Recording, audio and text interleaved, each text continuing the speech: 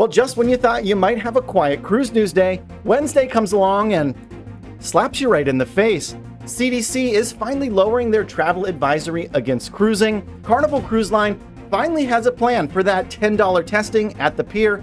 Plus, there's cruise ship itinerary changes for Royal Caribbean and Carnival in the news today. All this coming up on Midships.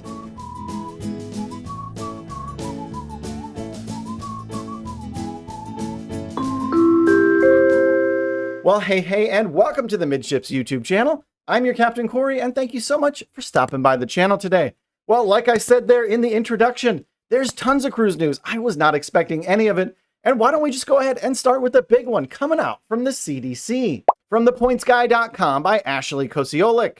The CDC changes course and greenlights cruising for most vaccinated passengers. The U.S. Center for Disease Control and Prevention on Tuesday dropped their warning level for cruise ships from level 4 down to a level 3, indicating that the threat of COVID on board is high, but stopping short of telling people don't sail. The cruise industry's new level 3 warning advises passengers to be sure they're up to date on their COVID vaccine, including booster shots before they travel, and also to avoid cruise travel if they're in a high-risk group.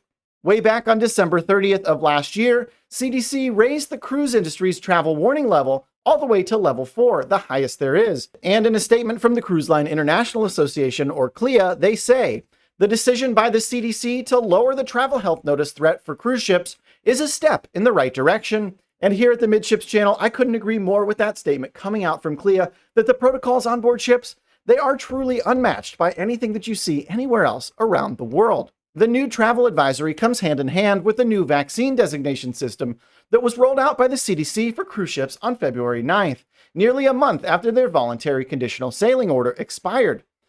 Boy, governments really move slow. It's like glacial when they actually get stuff done. But then once they bring something out, they're like, oh, you got like 1 minute to make your decision. It's absolutely crazy. The new operational system for foreign flag cruise ships operating in U.S. waters will mark ships in one of 3 categories, depending on how vaccinated passengers and crew are on board that ship. Okay, and moving forward, if cruise lines opt in for this voluntary program with the CDC, which I really don't anticipate anybody to opt in, I bet Norwegian even jumped ship, just given what I've seen in this program. It's stupid. Okay, but the 3 statuses for the CDC are not highly vaccinated, which means 95% or less of the people on the ship are vaccinated. And 95% seems pretty high to me, but like I said, I'm not a doctor. Highly vaccinated means 95% or more have the vaccine, but they're not fully boosted. And then you can also get the highest one, which is the vaccine status of excellence, which means 95% of people are vaccinated and boosted, according to the CDC. And according to those 3 categories coming out from the CDC, I'm going to just spitball it here and say cruise lines like Royal Caribbean, they'd fall into the not highly vaccinated category. Think of all the kids they're allowing on. Norwegian's bringing on children again, so they're probably going to fall down in categories. There's a whole lot of things here. I think the CDC got this totally wrong here with these vaccinated categories moving forward. So moving on, in today's intro, I forgot to mention a story about a bankrupt cruise line that now owes $100 million to passengers in their deposits. By Kate Duffy, Crystal Cruises customers are now owed $100 million in down payments, according to the president of the former collapsed company. Crystal Cruise Line's former president, Jack Anderson, told Bloomberg that the line owes customers $100 million.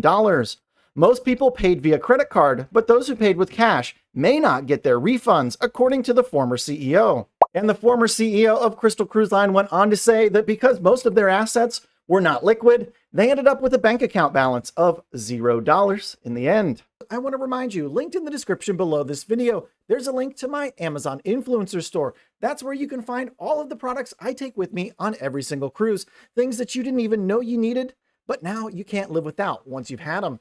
Also down in my description, you can find a link to the Midships Instagram account. I'll go ahead and pin it up here in the upper right-hand corner too. It's where I post all kinds of behind-the-scenes things that you don't find out here on the main channel. And last but not least, I do want to remind you all the articles referenced in today's episode are linked down in that description box as well. We got some bad news for those of you booked on Mariner of the Seas. Let's learn more from Matt Hotchberg and RoyalCaribbeanBlog.com.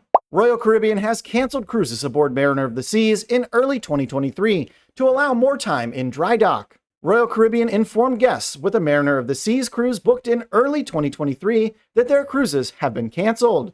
Guests received emails today informing them that the ship will need more time for her scheduled dry dock, which impacts cruises between January and March of next year. And the specific dates which are being canceled are January 7th through March 27th of 2023. And guests booked on the now canceled cruises have a choice of rebooking aboard Jewel of the Seas during the same time period, rebooking aboard any other Royal Caribbean ship, or receiving a full refund if they just want to cancel. Mariner of the Seas was last refurbished in 2018 when she received her Royal Amplification updates. Typically, ships go into dry dock every 5 years or so, and older ships can sometimes go in more often than that. And speaking of itinerary changes here in the US, Carnival has a few of those to announce as well today. Let's learn more from cruisehive.com. By Melissa Mayntz. Itinerary changes for 2 redeployed Carnival ships. In the wake of several cruise ship redeployments and shifts in vessels to different itineraries due to shakeups, guests booked on Carnival Spirit or Carnival Splendor in the next few months are also being notified of changes to their itineraries for upcoming sailings. These changes are affecting the April 17th Carnival Journeys cruise aboard the Spirit, as well as Carnival Splendor's summer sailings in Alaska, and are likely due to differences in ship deployments, as Carnival Freedom had previously been scheduled for these cruises. Because ships of different sizes need to be accommodated at different ports of call, the itineraries for the newly assigned vessels have been slightly modified from the original Carnival Freedom itineraries. Booked guests were notified of these changes via email, but the final schedules have yet to be announced. So there you go, a few slight changes for those ships coming over from Australia for the Carnival fleet. If you made it this far into today's episode, why haven't you subscribed to the channel yet? I put out new cruise news every single day that you can use. Also, make sure you've joined us over at Instagram at Midships Cruise. Thanks so much for stopping by the channel today. Until tomorrow, we'll see ya on the Midships. La